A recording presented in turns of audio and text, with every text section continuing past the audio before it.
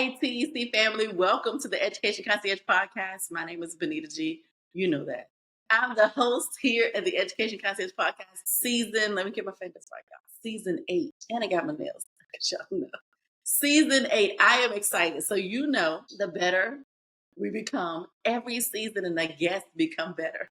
Y'all, I've been rubbing elbows with the elite, okay? Those of us who know people who are the gurus in education, we go to them, they disrupt it, they fix it, they dismantle it, they put it back together. I have another sister on here today because I'm tired of y'all talking about we're the Black people we're here on the Education Concierge Podcast. I'm gonna bring her in. We're gonna welcome her like we always do at TEC. You know, I'm gonna do it and then y'all know what I'm talking about. I'm going to welcome her. She's going to explain to us how she got started in education. Why is she a disruptor? More importantly, how is she reimagining education? And then we're going to get down into the nitty gritty, okay? So let me bring her in, Dr. Tanji. And look, y'all know I'll be practicing names, so I'm going to get it right this time. Let me bring her into the stage. Welcome, Dr. Tanji. So, Dr. Tanji, I am a good old country girl from Lawrenceville, Virginia, in the South. But people don't think we're Southern. Virginia is underneath the Mason-Dixon line, so stop playing with me. And you know, in the South or the man South, even if you're from Chicago or up north, if your people were from the South, you know you came over and you washed your hands before you went into the kitchen because you didn't wash your hands in my kitchen sink. No, bathroom. Right, go to the bathroom. And we will fix your plate because you're a guest. First time guest, we fix plate. So we are here. We want to fix your plate for you. We're going to bring you a nice ice cold glass of sweet tea because unsweet tea is a black. Why? Why? And we want to welcome you to the show. You are now family after this visit. So the next time you come on our podcast, you will make your own plate, but you will feel right at home. All right, TC family, shout it out. Welcome her to the family. She's going to introduce herself entirely and tell us who she is and how does she disrupt and reimagine education. All right, TEC family, thank you for letting me play in your sandbox on a Saturday morning. Well, I actually live in Virginia right now as well. And talk about the Mason-Dixon line. Last year, I was driving to a retreat by way of Pennsylvania. It was in Pennsylvania, Hershey, Pennsylvania. And my GPS took me some weird way, never thought it. And there was a mile marker that said the Mason-Dixon line. And I was like, I can't stop because I'm on this, really high trafficked road. I was looking for the line on the way back and it wasn't there. So, but the Mason-Dixon line is real and we both live below it. So I am Dr. Tanji. I'm so excited to be here this morning. What got me into education? I am a reformed retailer. I got into retail. I was going to be this buyer. I was going to travel the world. I was going to sit at runway shows and do all this great stuff. And at the time, I was working at Saks Fifth Avenue in the buying office in one of the high-end accessory areas. And we had to do what's called a Chanel buy. And Chanel was, and I'm sure they still are, very peculiar and particular about how you prepare to make the purchase of their bags to go into your stores for the coming season. They give you a very specific timeline. You must be in your seat. We had to be in our seat within 5 minutes of the time assigned to us. We had to come with Polaroids at the time. We had to come with Polaroids. We had to come with what's called our open to buy, the dollars, the sales figures, all of that had to come with us so we can discuss it. You had to have the reports ready. You also had to have the purchase orders back to Chanel within 24 hours of your appointment time. And every single store that their bags were in had to have its own separate purchase order. Oh, so we had Chanel handbags at the time at Saks Fifth Avenue in 9 different stores. We had to give them 9 different purchase orders. And here was the really interesting thing. You could not give them shipping dates. And so they would make the bags and send the bags when they were ready. But on our side, you have to have open to buy dollars. And the open to buy dollars were connected to timelines and other factors. Well, we always have money tied up waiting for Chanel handbags to come in.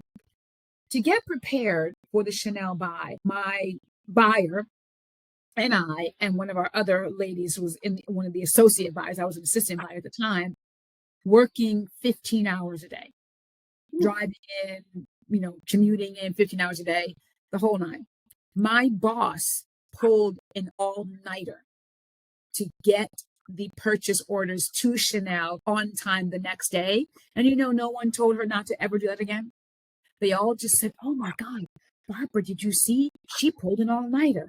And it was at that moment when I said, I will not do that. I will not.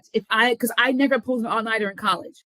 I was never one of those. I had a deadline that if something wasn't done by, say, 1:30 in the morning, it wasn't going to get done. I just never did that. I pulled my first all-nighter, though, when I was getting my PhD. That's another story. I pulled several of them then. But it's another story. Several of them then. But I decided if I was going to do something that's going to require that kind of time, it had to be something lasting. My friend and I, who I ended up dating, ended up marrying, decided to have a tutoring program in the town where we both went to high school. His whole family was educated in Hackensack, New Jersey. Shout out Comets, HHS, New Jersey. The whole family went there. My sister and I went there. Our circumstances were different. But we decided to have a tutoring program in that area. And then a woman who became my soror, as well as our daughter's godmother, I was like a sister to him. She's like, "You should teach." I was like, "I don't know about that." She goes, "Well, you do it every Saturday anyway." Long story short, got into teaching, have not looked back. I've been a classroom teacher. I've been at the district level. When I finished up my PhD, I went into ed equity work at a think tank in DC, and then started my own company and have been doing my own educational consulting, focusing on curriculum, instruction, and culture, really pushing the notion that when you get those three correct, anything's possible for a kid. I really am on a mission to make sure that students of every walk of life, I don't like the word regardless of, I think that's pejorative. So I challenge people not to say kids regardless of their backgrounds. You don't want to ever disregard a background. It is a student from every background, that they have the leader. Yep, students from every background, from every walk of life. We want to make sure that they have the leader, an educator in building states and districts, trained, equipped, and ready to deliver the excellent education they deserve. I love that. I disrupt. I disrupt on language. I disrupt on thinking. I push against even the smallest ideas that some people might find controversial. And so I am that person that's going to make you rethink some of the things you say. For instance, just now when I said, regardless of background, we don't disregard backgrounds, because inherent in the regardless of, there is a notion that there's something wrong in a background of a child that you have to put it aside in order to make space for them. That's not what you do. If you really want to talk about authentic belonging, it is students from. That's the disruption right there. Well, welcome to our TED Talk for today. Point number one. I love that. One, I've never heard anyone explain it so that you can understand. Because I'm one of those people, explain it to me so I can understand why I need to change. Mm-hmm. And it doesn't. You didn't even do a long explanation. Don't say this because it means this, and change it to this, and now it means this, and we're going to move forward. Yeah. So now everyone has, you saw me, I was like, now it's stuck. Let me tell you what, that toothpaste is out of your tube. Every time you hear it now, every time you hear it or read it, your inclination is going to be to disrupt it in the moment. If you can't disrupt them right in that moment, you'll be doing the disruption in your head. It's going to happen. It's going to happen. You're going to be like, because when I first, I met you on LinkedIn. I followed you. And I was like, how can I get fly like this? Be a diva like this. But now it makes sense. You were already born into, you were born a fashionista, because that is how, and that took you into your first career. Yes. But also you were born I'm not going to do that. No, that's not me. I'm not doing that. Yeah. And I love, so in college you didn't pull all-nighters? No, I did not. I can remember it. I love that because a lot of people did. So we are very much the same. My roommate and I laugh about it now. I'm going to bed. They were like, your paper's due at 10 o'clock. Okay, it's due at 10, but it's 10 p.m. I'm going to bed. You're going to bed because I woke up at 5 a.m. to do that paper, exactly. but I'm going to bed. Exactly. And I'll tell you what got that for me. Back to Hackensack High School, we had a fabulous curriculum back in the 80s. I'm old enough. Back in the 80s, I was able to take an intro to psychology class. Ralph Calise taught intro to psychology, and he did some brain work to help us understand how your brain works. And your brain stops working because its job is to keep you alive. And once you start overtaxing it, it can no longer do its major function. So go to bed because it's actually doing its work when you are sleeping. Yes. So it's pruning, it's making sense of, it's creating the hooks, it's making the connections to all of the information. Your myelin shifts are crafting and coming together so that you can be brilliant. And Yeah. but when I was getting my PhD, I had no choices. Like, no, well, I had choices. But I had no choices. More understandable. So yeah, and yeah. And then I guess sometimes I feel like it goes back to morning people and night people. Like I know 5 a.m. my brain is ready. Like let's knock this paper out. And I'll never forget my friends. They be like you wrote your paper this morning. Oh, and then you get a grade back. They be like, how you get an A? I don't know what I'm doing. I just don't do it 2 weeks in advance like y'all do. Like leave me alone. Right. Exactly right. I got it to Hampton like y'all got it to Hampton. Right. Exactly right. 100%. I love that. Okay. So we shift now because your title now is CEO and principal consultant. So you started tutoring with your significant other in your hometown, which is great because connections. I know what these students need. I've come through this. We can focus on specific things and areas to ensure they're getting where they need to getting what they need to get, and going where they need to go. Your God's sister, best friend, says you need to come on.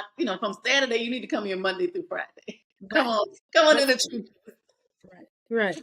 How long did you stay in the trenches? And then what was the shift from, I call it trickle down. So we were inside the classroom doing education, and then we shifted out to help educators. What was your shift? Before I get to my shifts, I'm going to do another disruptor. I have walked away from using military language to describe our educational landscape. So you will never hear me say things like front lines.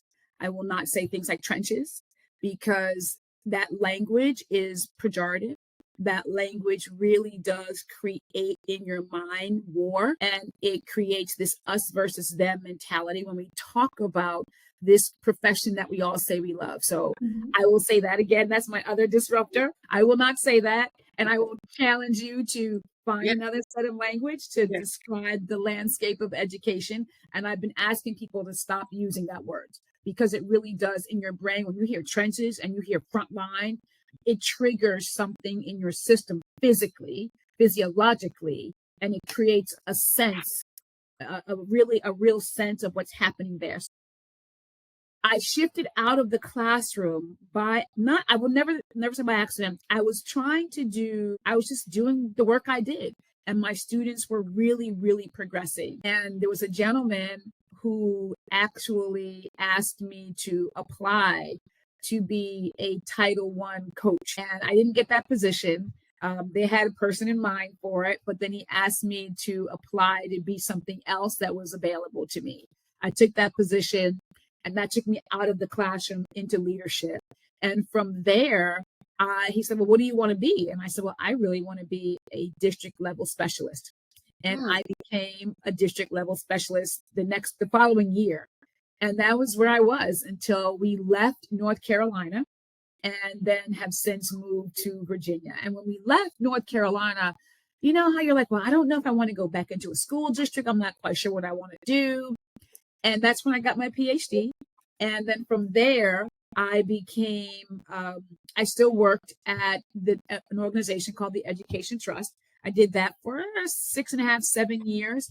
And then the whole time I was there, I was sort of dibbling and dabbling with my consultancy, doing some work on the side. And there came a point where, something says in you, you're either going to do this or not. Are you going to own your business or not do your business? Or what are you going to do? Right. And I literally could still be at the Education Trust right now, working part-time, doing my own business. But I made a decision to own my own business and walk fully in that. And one thing people don't, and I say this a lot, to work in educational equity as a Black person means that you are listening to the struggle porn all day, every day. You're listening to the deficit language. You're listening to the negative statistics about Black and Brown children and their achievement. You are hearing the discipline disparities. You're hearing about educational constraint over and over and over again. And it really, for me, began to wear on my system to the point where my husband was saying to me, you got to make a change. You're becoming so sour. It was really, I was taking it on as myself. And so I really had to make a change. And I made the change. And here we are. I love that. So people around you were noticing. Well, my husband was noticing. Other people probably were not noticing as much because they don't know me don't know me personally that well. But again, this is your spouse, been married 30 years. He knows, you know what I mean? And so he was like, sis.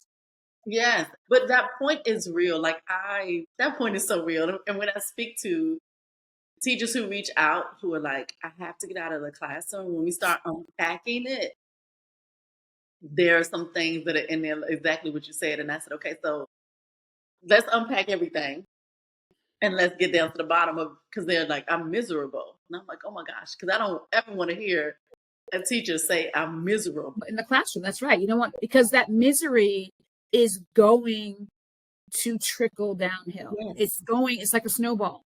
You know what I mean? And then you will be leaning into some of the work that I talk about in my book. You'll be leaning into a lot of this disenfranchising, power protecting behavior because you are protecting sentiments within yourself that you don't really know about yet, but you're feeling. And so you're going to be leaning into power protecting and disenfranchising students because you yourself feel or have these feelings. And it really does create a toxic instructional environment, yes, which then leads into and creates a toxic learning environment. I thank you. Thank you. So I'm going to pause right here. Tell us the name of your book. Yes. The name of the book, Understanding Your Instructional Power, Curriculum and Language Decisions to Support Each Student. Came out February of 2023. I talk a lot about this idea of power. It is everywhere. It is what Beverly Tatum calls the smog in the air. It is what lots of, I talk about Henry Giroux. I talk about Paulo Freire. It talks about the dynamic of power in learning institutions. This one focuses on the classroom a lot, but they're everywhere.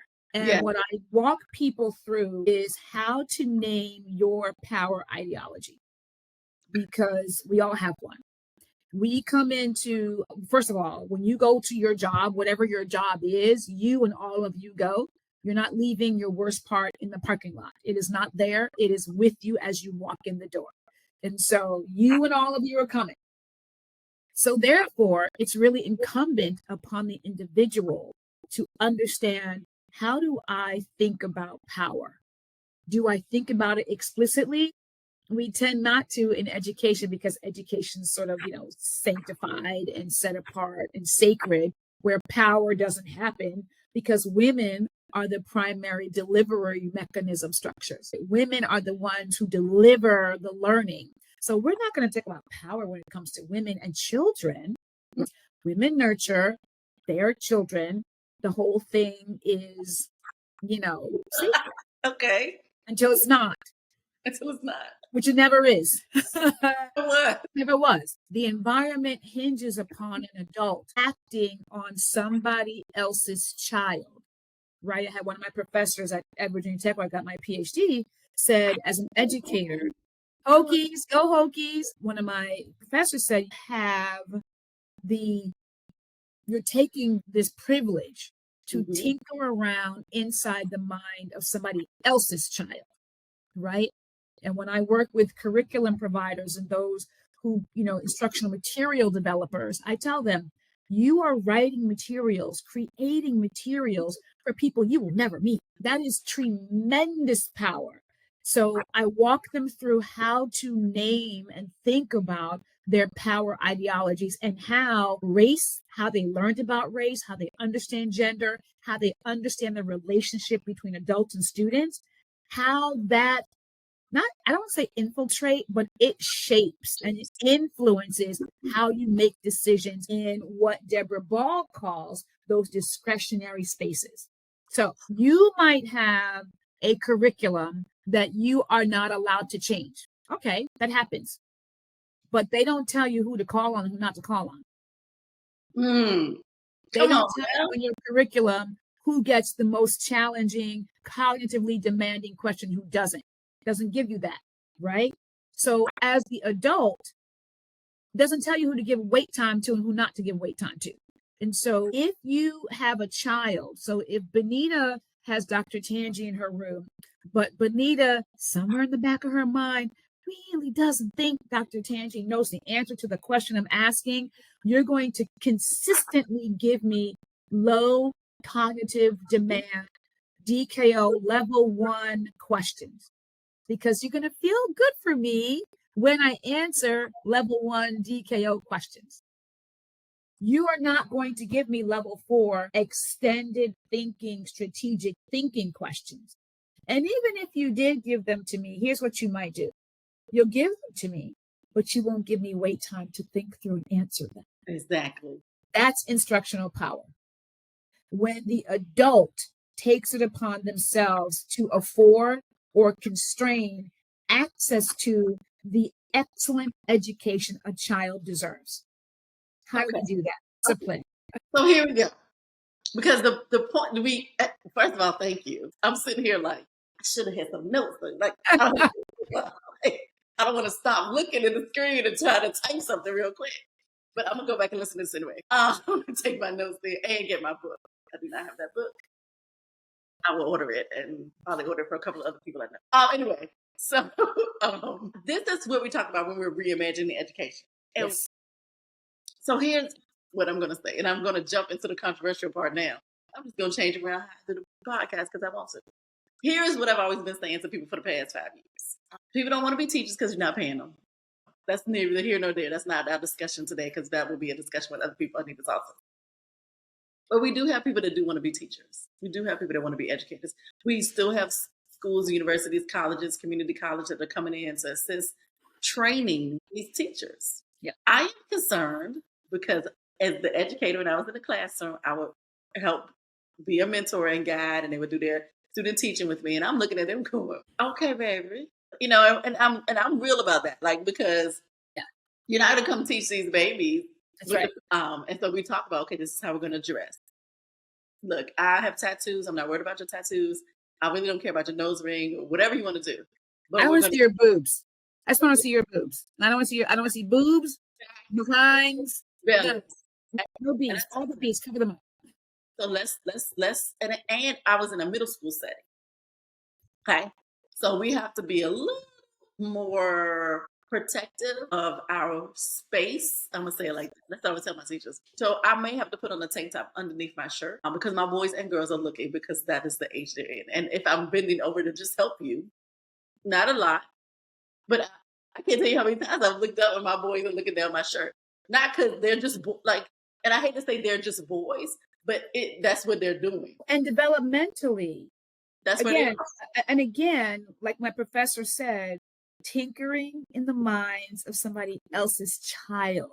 So I have to respect the fact that these are someone else's children. So I have to make sure I leave that, what am I wearing? How am I wearing? I remember one time I was the kids were testing, and I had on flats, but they had a hard bottom. When testing, you're moving. I'm watching and checking. And one of my girls, she turned around, she said, "Stop walking." And I was like, and then I could see she was frustrated. So I waited for a moment because I was like, before I go off on you and you're check 1 2 1 2. She was like, "It's your shoes." I said, "Oh." She said, your shoes are making a noise. And I was like, okay. And they were just logging in. So they hadn't even started yet. So I already knew she had, their test anxiety is high. I said, okay. I took my shoes off. I'm walking on this dirty school floor with my bare feet. So, at the end of the day, like the kids are bringing me like, I got baby wipes. But it's okay because that part for me was listening so that she could focus and I can still do my job. Because my job is to make sure everybody's logged in. I don't want you to go to sleep. I already know y'all. I already know the anxiety we put on you. You're stressing also as an eighth grader. I got you. And she's like, your shoes. Just stop. Sis, stop walking. But that's and so, and I was trying to explain to my teachers, like, it's little things like that, like understanding your audience. Middle schoolers do not like you hovering. Stop. Oh my gosh. I had 2 stories about one, the clothing. We used to do these boot camps, test prep boot camps Yeah. and all that business. And we swap the kids around and rotate them all over the place, blah, blah, blah, blah, blah. One of the teachers, wonderful content person. She was younger, physically wonderful, but was prone to wearing tighter things. And she was at the board one time on a particular day where her clothing was fitting tighter than usual. And all the boys were looking at the bootylicious. Well, of course, the conversation then goes to, well, it's the boys. They shouldn't be saying things like that to her, all those things. And then me and my controversial self was saying, yes, and let's have another conversation around appropriate attire, because these are 8th grade boys, and 8th grade boys are doing what 8th grade boys do. Not because boys will be boys, but maturity level, where their minds are in terms of the growth, right? Where they are developmentally, you're triggering something in them. And so there's a level of responsibility that we have as adults. We just do. And then, this idea of the environment matters, right? The environment matters. It really does matter. And the idea of a power center. Adults come into the relationship between themselves and their students. Neither party picks themselves. Let's be clear about that. We don't pick each other. No. Right? So we don't pick each other, but there's an agreement we both have about the way in which the relationship will work, right? And so when all cylinders are working, the relationship is fine. When the adult begins to shift out of their ascribed state allowed authority and lean into their unresolved, unnamed biases, then they begin to power protect pieces of themselves, their position as the leader in the building or the leader in the classroom, their expert power as the one who knows the most because they got the content, right? They might lean into their reverent power, their relationship, and over rely on the relationship between the students they are most like, or the Statue of Liberty girl who they think is the greatest student, but the one in the back of the room who's dying because they're bored to death. So we do, right? They're like, please take me now. Please, somebody, where's the bell? I can't, right? We don't name our power ideologies enough because we don't know how to tap into them. And so what I walk them through in this book is, number one, your individual power centers. Where are those? How do you name them? Where they come from? Because if I were to say to you, Bonita, how did you learn about power? You have an answer. How did you learn about power? I don't have an answer. I have to think. I mean, like power. I guess in my head, I'm like, what kind of power? Ooh, that's a great question. How did you learn about authority? I guess my parents. And my parents are they're so different but alike. And so my dad, my dad said it and I was done. And my mom said it and and my mom and I were very close. So it was like a said it explanation. But at times our dad would also explain, like, I'm saying this because. But yeah, but then we also had the option, which people, I didn't know everybody didn't have this option. We also had the option to, we weren't questioning them, but like we needed more understanding so we could ask, I guess, clarifying questions, which is, I know, not typical in Black houses. I didn't That know. that's right. So I was just like, so are you saying, or can you explain? Like, I'm not chick that's like, we would like to start a dance troupe at church. And the pastor's like, no. And I was like, but David danced before the Lord. Like, this is me. This is the Right, type of time exactly right. Right. And and see that and right there in that small realization of how you understood authority and who had the power, that ideology of the ability to ask for clarifying questions predisposes you to allow students to do the same thing in your room. true. This is Because, true. right? Because now your power ideology is a one of a shared ideology. So you don't feel the need to protect the position. You No. don't feel the inherent threat of a child asking you for something. Now, I want you, like you named it very carefully about Black households, right? And every time I ask this question when I work with leaders and educators, they're like, "Oh, I learned at home." They said it, I did it. Did you and your student? I ask a series of memory lane questions, and by and large, my parents, I learned about authority at home, power at home. It was said, it was done, we moved on. When you take that ideology into a profession where the power differentials are inherent and they mimic your home situation, parents are in charge, adults are in charge. What happens when a kid who may not have the linguistic dexterity or linguistic maturity that you would expect them to have asks you the proverbial, why are we learning this question? You feel some kind of way. And if you don't disrupt that in the moment, you're going to lean into power protecting behaviors that will disenfranchise that child and shut them down for ever asking again. And it's so crazy because I remember teaching, and I gotta go to the next part. But you said that, I remember sitting here teaching, and I was an ELA teacher, and I cannot remember what novel we were reading. It was killing, like I couldn't do it anymore. The kids were tired of reading it. We haven't even gotten through it. And I am one of those teachers that felt like you can read the novel and I can teach everything from it. But I didn't pick this novel, and I think it was like maybe my 4th or 5th year teaching. And I was like, this is horrible. Like, I hate this book. The kids hate the book. They know I hate the book. I'm struggling trying to teach the book. We've been in this book for like 2 weeks. I want to just throw the book out the window. And then I said, we're gonna throw the books. I forget it. I went I went to Barnes and Noble and found a book that was similar, but I thought my kids could relate to it. And I, with my broke self, purchased these books, a class set, because we rotate. So, but I had like 22. I said I couldn't buy 22 books, and the lady was just looking at me like I was crazy. And I was like, yeah, whatever. I'm trying to see if I can get reimbursed later on. And when we got back, we came to school the next day. I had a box, just a regular cardboard box. I think it was like the copy paper box. And I said, hey, everybody bring them books up here and throw them in this box.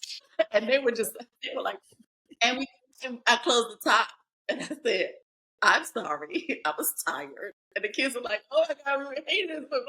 I said, so we're going to take a break. We're not even, I don't care. Here's the book I have chosen. I've looked at it, I've researched it, I've gone online. I think it's much more appropriate for us. I think it's something. And what happened was the characters in the book didn't look like my kids. They couldn't relate to them. We read this book. My kids, my boys, my reluctant readers, as they like to call them. They just haven't read anything they wanted to read yet. Right. That's right. Through the book, they're having Oprah book discussions in the back of the classroom in the lounge. I'm happy. We are all happy. Did I get in trouble? Yeah. What you gonna do? Fire me? No. Go sit down. And so my principal was like, and their biggest thing was, oh my God, it's not on their reading level. Well, no one in here is on the reading level, so thank you. Bye. We're fine. We read it together. They're reading it in groups. They're taking it home, reading it. And then I figured out how to get some more books. And some of the parents just brought the I said, "Hey, we don't have enough books. Can you buy the book? Here it is. It's at Walmart also. If you buy, put their name in it. It's Right. theirs." The kids did it. We loved it. It was a Mhm. Black author. They were enjoying it. We did a bingo for activities. So we didn't even do traditional book reports. Who wants that? I don't care. Here's the Please bingo. go. Pick out, go through the bingo card, pick BINGO. Here are your due days. Every 2 weeks you had something different to do and you had to present. But it's like you said, like the power struggle, because I was watching them and I'm looking at them and they, oh, I don't want to read it. I don't want to read it either. Throw it away. Right. Well, I'm still here in this. And I think that's a part you said something about curriculum where you're like, okay, they give you the curriculum, but who are you calling on? How are you presenting it? And what are you doing with it? And that takes us back to I need these new teachers that are coming out. I need them to I need I need the education departments to do better. This is what I need. Yeah, and that's a big one of your trends is, more conversations between schools of education and the districts where they're sending districts and states where they're sending their applicants. Yeah. Because there really is a breakdown between what they're being taught at the collegiate level and then what happens in actual classrooms, states, districts across the country because there's not alignment. Because a lot of times, your average college professor has taught less than 5 years. What? Mhm, mhm. I, and Yeah, that makes sense because you can do theory. It's nothing wrong with theory. We yeah, need theory because it right. does You help. must have theory. Right. You must have a theoretical grounding. You must. That's right. You have to. And not only have they taught less than 5 years on average, the time between when they taught in the classroom and when they are now professoring is more than 10 years on And that's some and some you've got a gap in knowledge, like real practical, in the work on the, in the actual space of the learning. And then a lot of times they are advancing their own research. And yes. so you've got that sort of gap as well, and so you got that going on. It's really interesting. So those are one of the things that really, and I'm part of the one I was on a advisory committee with NCTQ, the National Center for Teacher Quality, have done some work with the RAND Corporation as well, really kind of musing and asking critical questions around education. What needs to change? That's one of the fundamental shifts. One of Yes. the fundamental shifts is this relationship between how teachers coming into the profession are trained and colleges of education are still the primary avenue. Yes. Yes, we see it in Grow Your Own. We see, lots of other ways to get into the classroom, alternative certifications. I was an alternate route certified teacher as well. But my program was very rigorous. I was a provisional teacher for a while. I had a year and a half of concurrent teaching and learning, really learned the foundations of theoretical practice, and all of that. We need that, like you said. And we need schools of education to be in stronger partnership. There's a lot of power protecting there. Yes. There's a lot of power protecting of the space, of the position, of the knowledge. These sort of 6 types of power are evident in a very real way. So, really have to think about, well, what do you gain? What do you gain by holding on to the thing that no longer serves you well? I was working with a school, and I do book studies. I do author-led book studies. And one of the ladies, she was one of the leaders, one of the chiefs, and she said, I realize that, when I go talk to people, I'm very hard driving. I want answers. I want this and that. And I recognize that when I am approaching them, there's a certain way that I see that they start shutting down. They begin to, get a little nervous. I said, oh, that's really interesting. So let me ask you this question. Now that you recognize that, and you keep doing the thing that you do to create that, what are you gaining by continuing in your stance? What are you protecting? You are power protecting something in yourself that allows you to continue behaving in that way that Mm. is disenfranchising, slightly off putting to the people you need to help the most. So you gain something. You always gain something by sticking in that stance. You know what? Let me tell you something. I'm listening to you, and I'm like, that's why that principal acted like that towards me. I'm over here. I want to be a principal, ma'am. I'm over here trying to run the English department on the 8th grade team. I'm over here trying to run 8th grade teams so we can be the best in the building. So we release these children to high school, and then they are ready. I am not saying And, about being an administrator. I already know what y'all do and don't do, how you do it, and why you got to do it. I don't have time. I'm just trying to make 8th grade the best team. and overcome the 7th grade slide. Yes. And make sure that when they leave 8th grade, they come in a grade and a half higher than the number they came with 6th grade, because 7th grade's a wash. So you never look at 7th grade. You're going to go back to 6th grade. That's another story. That's another story. And I was a true 7th grade techer, so I know. Oh, yeah. Like, yeah. So we're starting in 6th grade again in September. Okay, so here we go. And then I'm doing double time. Okay, okay, let's go. And then, okay, because you're going to take the 7th grade exam. And then at the end of the year, I'm doing all of the 8th grade work. So 8th grade teachers, what are y'all starting with? Okay, I'm going to read that now. Okay, thank you. And I went to the 9th grade teachers high school. What do y'all start with? Okay, so those last couple of weeks, and we don't know why we're still here because we finished tests and everything. Hey, we're doing 9th grade work. The 9th grade teachers in this district, this is the first novel they're going to read. And when you walk in, you would have read at least half of it.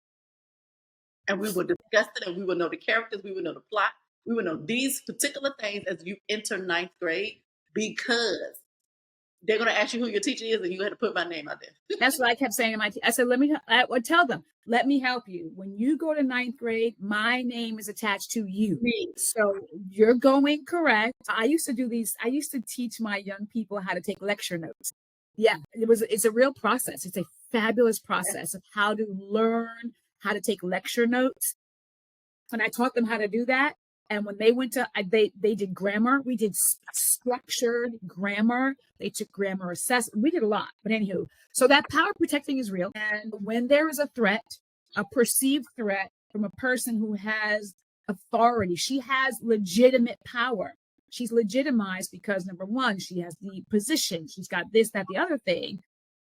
And yet there's something in the way that you are operating that causes her a certain kind of threat. And so she is now protecting position, her actual job position, but then she's also protecting something internal that she may not even realize. So I would be looking at her like, what's your beef with me? Like, I don't have a beef with you. She has no beef. No, the beef isn't with you. The beef is with herself, her unresolved issues. Walk them through the idea of the relationship between curricular autonomy and the 4 types of learning environments that you create. You can either have an empowered environment, a agentive environment, a power protecting one, or disenfranchising one. So we talk about all 4. And I walked them through my personal story. I was a power protector. I came into education through retail.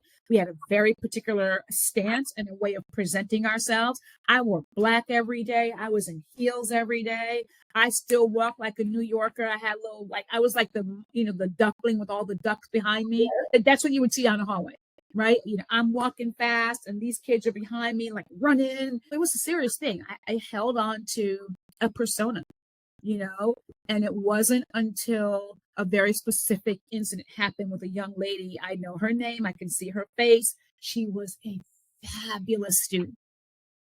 And I gave an assessment, and my assessments were notorious. They were like, let me tell you what, you better eat your Wheaties, because if you are in Marshall's class, you will be Marshallized. So you better eat your Wheaties. And she got 100 on the test. And I was like, no one's going to get a 100 on me. And so what did I do? I went back over her test and over her test and over her test. I looked until I found something to take a point off. And I found it. And that broke her as a student. And in that moment, I realized, oh my gosh, you did something here you shouldn't do. I was protecting myself. And so we do that, right? But that is the impetus for what I know to be real in this book. I know that people do that, and that caused a seismic shift in how I began to change. It changed her forever. It changed our relationship forever. And it taught me something very important. unfortunately, at her expense, but I'm a very different educator now. Hence, the language, the way I see things, the way I ask people to use their words, the way I want them to understand. When we use prison and war language, we create an environment in our head. Your words have life. The Bible is very clear. Life and death is in the power of the tongue. And Yes. those who eat them will yield the fruit. We are walking around saying in the trenches, in the zone, we are on the ground, boots on the ground, on the front lines. But where are you on the front lines? When you're on the front lines, where are you? When you're in the trenches, where are you? Right? You're in a very specific place. We don't call the suburbs the trenches. We don't call that that. There's a specific place where we use those words to describe. I had a teacher one time actually say to me, the natives are restless. I was like, what are you talking about? What does that mean? I mean, I know what it means, but I've never heard it used in education. Oh, yes. Oh, yeah. It is. I've heard language. I have heard it's bad. I had a teacher, one of the case studies in the book, lady said, I was asking her about her power. Well, here's what she said. They know they will not overtake me. Who's they? The kids? I believe, and I believe you because I taught for 25 years up and down the East Coast and overseas, and I have heard and seen some things that I've had to check as we stay in the country. Had to check some people and say, and it's funny because you were saying how you were trying to make sure the young lady, like nobody got 100 on you, and the teacher was like, if you fail my class, that's because you didn't put in the work. Like everybody starts with an A. So if you're literally failing my class, and the kids will tell us, dude, if you fail Miss Gordon class, like, you're not putting your name on the paper. Like what you do? You don't want to pass if you fail in her class. They're like, 'cause she gives you every opportunity. But it was like I said, it took me years, and it was growing. It was understanding that and I remember my mom, God bless her soul, mom, my first year teaching. I was like, Mom, they keep telling us not to smile on first day. What does that even mean? My mom, who had been teaching for years, and my aunt all were teachers, and they came to set up my classroom because I was poor and broke. Um, and Sussex County, shout out to Sussex for giving me my first job. And they came and set up my classroom, and they were talking to me, and my mom said, she said, relationships are built with students. Absolutely right. How you become a great educator, she said. And when she said it, I thought about it. I thought about the kids that we would see in Shoney's eating dinner or eating breakfast, and my mom it would be former students and bringing their kids, and remembering little things my mom did, and just I was like, that's right. And she was like, you smile, you laugh, You be a human. your students. She said, be human. She said, because remember, they don't think you're human. And I remember that because she and I had that conversation. No, because I remember being sick. And I was out of school. There's something happened, and I saw my kindergarten teacher, who I know in real life, but you're still my kindergarten teacher. And when I saw her, like, at the grocery store, I was like, she eats? Like, Yeah. she does regular people's stuff? Yeah, it's a whole thing. Oh, for sure. It's And a my whole mom, thing. what are you talking about? She's like, she has kids? Like, yeah, okay. And that's what it is. Okay. Let's keep going, because I'm looking at the clock. My editor's going to whip me. But it's going to be okay.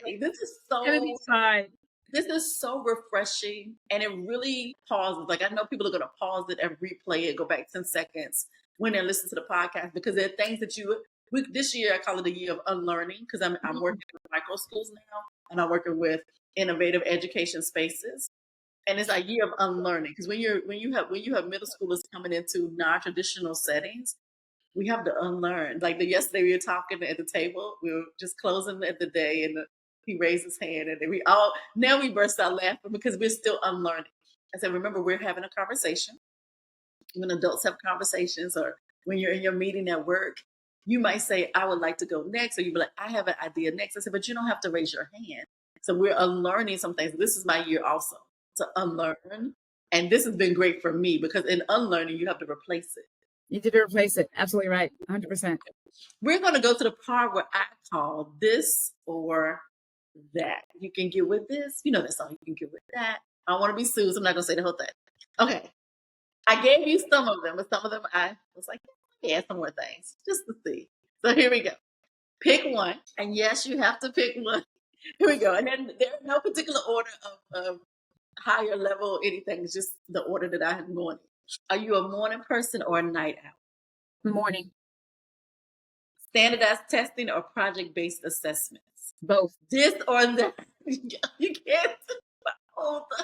Both. Dr. Tanji. I'm sorry. I'm gonna stake on the ground. Stake on the ground. We're gonna come back to that, and I know why. Stake on the ground. Creative arts integration or STEM focused? Both. Stake in the ground. Stake in the ground because of the research. Stake in the ground because of the research. Security. I guess security. I told you, I'm that girl. I am that one. Stake in the ground on both. Traditional classrooms or virtual learning environment? No, you use your two bulbs. You'll get two. Pass. I'm gonna pass.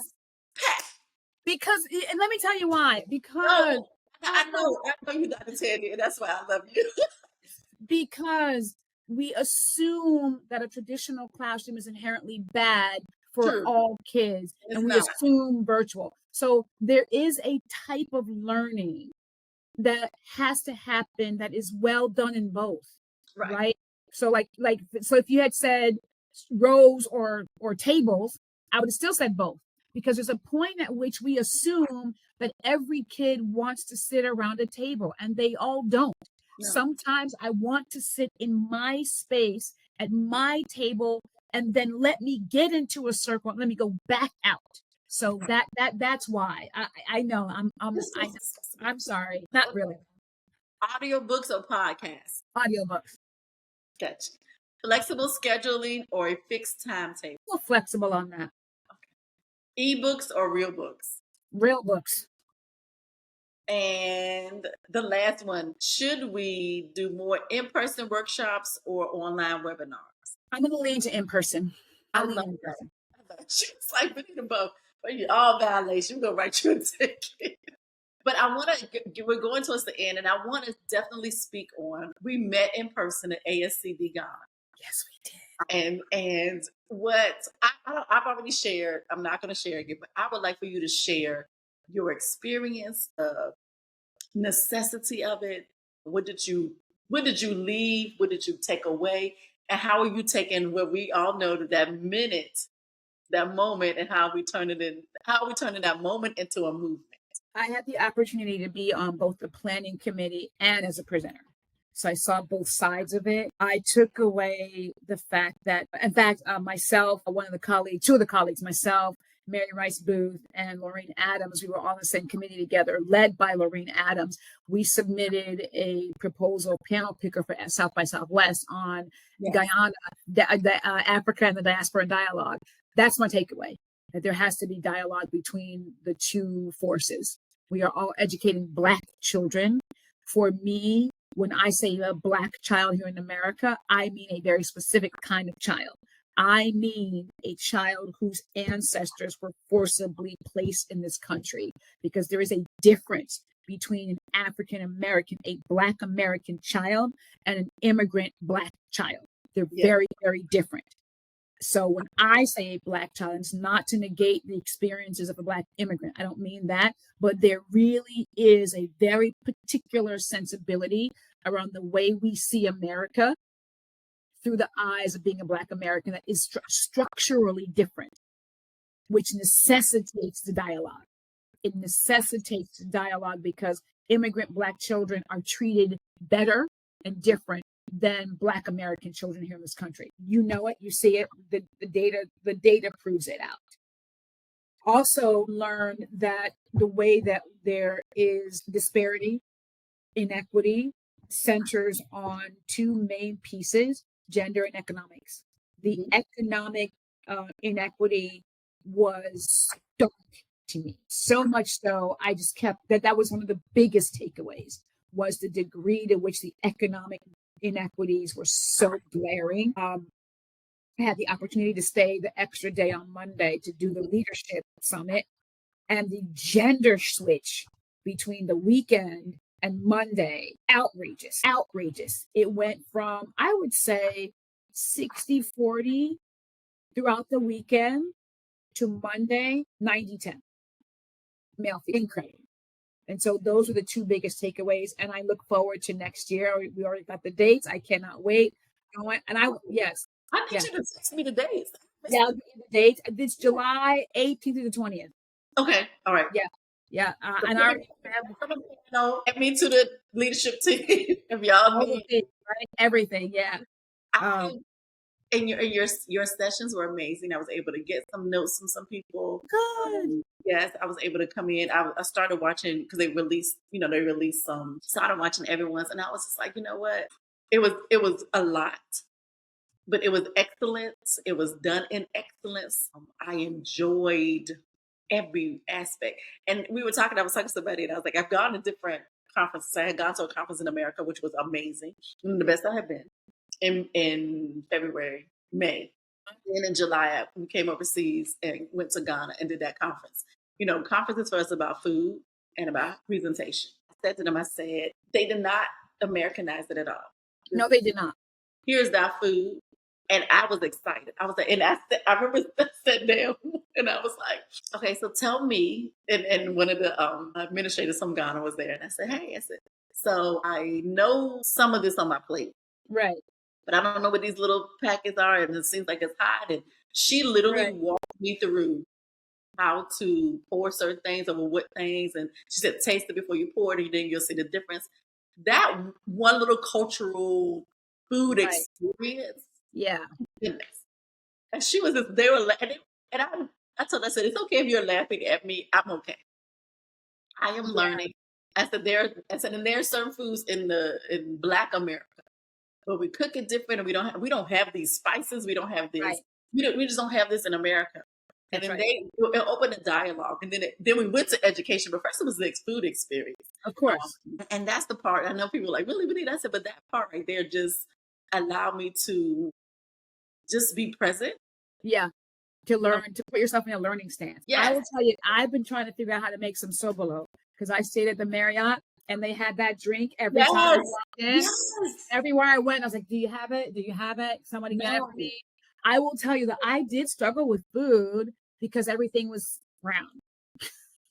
I was like, I'm gonna need something green, a non-starch veggie, please. Please, somebody help So, me. and now I would say in the because I said we stayed in the Marriott also. We realized that we could get it kind of like special orders, like if you would like. So we were like, I was like, and you're right. I was like, do you have green beans in the bag? Do you have some spinach? Matter of fact, where he's making the omelets, can he just make me some spinach right?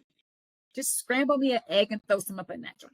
And then they were like, really? Yeah, I need that. But that's the And I part. went grocery shop. I went grocery shopping. Yeah. See, and that's what I missed. My sister and them were able to do more. I went 'Cause they grocery were, shop. I was there 9 days. I was there ahead of time. so right. I settled in. And I told my friend, my family, they were like, my sister said, I'm worried. I said, what? She said, because I know you. She said, and I know you'll go back to Ghana and stay for like 6 months. Oh, yeah. And I was like, yeah. And I was like, I'm just trying to figure out when. Like, when can I? Next July. Stay Okay, but don't play because I'll stay until like Christmas and leave before the traffic and all the people come and They said Christmas is crazy. They said it's just and it makes sense. Everybody comes home, which is what we do. right To celebrate and time off. So you have that time off to be able to come home yeah. to celebrate.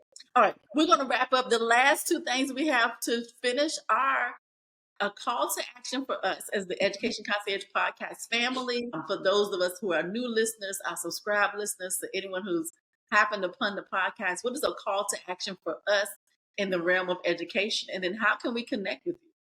Yeah, the call to action overall on the family, the TEC family, is to lean into seeing education through new eyes. Really lean into disrupting some of the taken for granted language, some of the taken for granted perspectives. And I don't call children babies, like in schools. I don't call them babies because it creates a sense of it. I know why we do it. But on the other side, it creates sometimes misplaced compassion and it disrupts our ability to really hold them as accountable to some things as we should. The call to action is to really begin to see that children are capable. I know that we say that we believe that they are, but our data proves that we don't. The data proves that we don't believe that. And so that's my call to action, is to tap into that. How do we do that? Read your research, right? Like this is a learning, like education is a learning environment. Then be a learner in the environment. Be a learner in the environment. Don't be afraid of research, right? Get Ed Week if you don't have it. Get a hold of the Hanover group, right? The K-12 Hanover group. They get release reports on trends. Do those kinds of things. Lean into an organization. Black Literacy Matters is a new organization. I'm part of that organization. Get into the Black male educators. Get into some of the more traditional ones. Get into NCTE, NCTM. Get connected. Get involved. Get into the National Association of Multicultural Educators, that's NAME. Get into those things and really begin to push yourselves to learn what you may not have learned someplace else. How to get connected to me? I am on LinkedIn. You can find me, Dr. Tanji Reed Marshall, PhD is how you'll find me. I'm redoing my website, so I'm so excited about that. Liaisoneducationalpartners.org. Liaison is LIAISON. Educational Partners. Would love it for folks to get the book. Please, it's Understanding Your Instructional Power, language, culture, curriculum, and language support for each student. I do a LinkedIn Live every Thursday at 12 noon.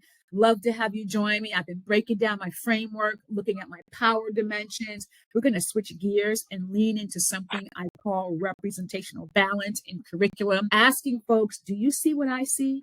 When you look at a piece of illustrations in a book, do you see what I see? Do you hear what I hear? And really leaning into that. And then my newsletter, I have a newsletter that comes out once a month on a Sunday. We release it the third Sunday of every month. And so I'm kind of all over, really trying to help people learn about me, learn about the work. Power is real. It is a real thing. It influences and shapes relationships. I talk about 6 types of power and really help people lean into their own power ideologies so that students get the excellent education they deserve. I love it. All right, y'all, ladies and gentlemen, boys and girls of all ages, you know how we close. I am Benita G. I'm the host of the Education Concierge Podcast. I grew up going to church at Little Shallow Baptist Church on Otterdam Road in Emporia, Virginia. I am normally have a guest pastor. That's Dr. Tanji. Dr. Tanji, we have already opened the doors of the church. We and I read about which religion you are. But the doors of the church are open, and me being the head pastor, we have opened the door for you to leave our guests with anything, any parting word that you want to leave them with, to be strong, to reimagine, to disrupt, and to go forth in the world. And then that is how we're going. Wow, final words. All right. I paused. Let me back up. I'm excited. Dr. Tanji, if you are a member of any Divine Nine oh wait, she put it up already, y'all, and or a graduate of HBCU, this is your opportunity to give a shout out. Well, here it is. And you can see the wonderful piece of art behind me. I am a member of Delta Sigma Theta Sorority Incorporated Spring 92. Very excited. Loudoun County Alumni Chapter is where I went, where I was pledged. Love that group of ladies. I'm a member here of Loudoun County in Northern Virginia. And actually, they're having a retreat today, but I couldn't make it because I've got some other things to do. And so I am a proud member of that organization. I love the work that we do in the world. I love how we show up. I love how we support educators. Like we are educators. Like that is, me being an educator is me being a Delta. Like there is no separation between the two. That's what I do. That's what we do. And it's just my joy to have the privilege to be a part of that organization and do the work of Delta in lots of different ways. And so I'm excited about that. And I went to Boston College. I graduated a long time ago, 1986. I went to the University of North Carolina in Charlotte for my master's degree, 2009. And I earned a PhD from Virginia Tech in 2017. Go Eagles, go Hokies. Oh, what are they're the Niners. I think UNCC are Niners. So I'm an Eagle at heart, at heart, at heart. I love Boston College. It is a great institution. We do great work. Jesuits are real people. God is a Jesuit. I've decided. So you just told me something new about Boston College because I did not know that. Yeah, we're Jesuits. Mm-hmm. Didn't know. Now I know. We see you rocking your beautiful dress. So when I saw the dress, I was like, oh, she came ready. She came ready, y'all. And let me say this. So those of you who do not know, if you are not a graduate of HBCU, when we joke each other and clown, you are not involved. And if you are not a member of the D9, when we go back and forth with each other, don't get involved.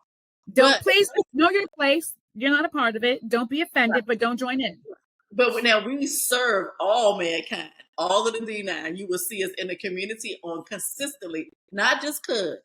You would definitely see consistency. You will see everyone hitting everything from working with students, working with adults, working with seniors, talking about money. We are in the community. So if you're in the community and you don't see us, let us know. That's it. Because we are probably there. We're there. Rocking our paraphernalia, but we are also working. Don't play with us. Because I heard somebody say that our vice president went to a little party. She didn't. She didn't go to a little party. We don't have that. No, we don't have those. We are about the business of our community. That's right. All the D9. That's why we exist. We exist for those reasons. And for those folks who are lambasting it, who are thinking that it's okay in our present day to disparage being part of the organizations, I challenge you to do your homework. I challenge you to do your research and understand first of all, understand why, and then understand what. And then realize that, they're organizations made up of people, but the organizations and the principles hold for everybody. Everyone. So I just wanted to put that out there because sometimes I think people think, no, we are about the business. Okay, don't play. We can have fun while we're doing the business, but we are about the business of the community and about mankind. Absolutely. And ensuring that the next generations are prepared globally and that we are global. Like all of us are global. And we are going to be present. Okay, now we're going to close the doors of the church. And I say that because sometimes I've had people do a poem, a rap, a song, however you want to leave us a word of encouragement, and I'm going to give you that space. Yeah, I think for me, I challenge and charge. I challenge and charge people to respect the profession. This is a profession. I challenge and I charge you to respect the profession. I challenge and I charge you to see this as a privilege to tinker around inside the brain of someone else's child. It is a privilege to do that. You are not entitled to that. You don't have license to that. I challenge and charge you to honor that with every fiber of who you are. I also challenge and charge us to see being learners as paramount in our profession. It is a sad thing that educators want to do the least amount of learning, that educators are the least flexible, that educators want to do the least amount of work. So I challenge and charge us as educators to really get centered and ask yourself, why are you here? And really challenge yourself to disrupt the automaticity of thinking that leads to language that protects your position, protects and leads to disenfranchising. I'm on a mission to ensure that students get skilled, knowledgeable leaders and educators so that they get the excellent education they deserve. Check into your power, learn what it is, and make sure that you are not disenfranchising somebody else's child because you refuse to tap into who you really are and your unnamed biases. I love that. Ladies and gentlemen, boys and girls of all ages, this is Dr. Tanji. I am the host, Benita G. This has been the Education Concierge Podcast. We'll see y'all later. All right, hold on one second. I'm going to end the recording.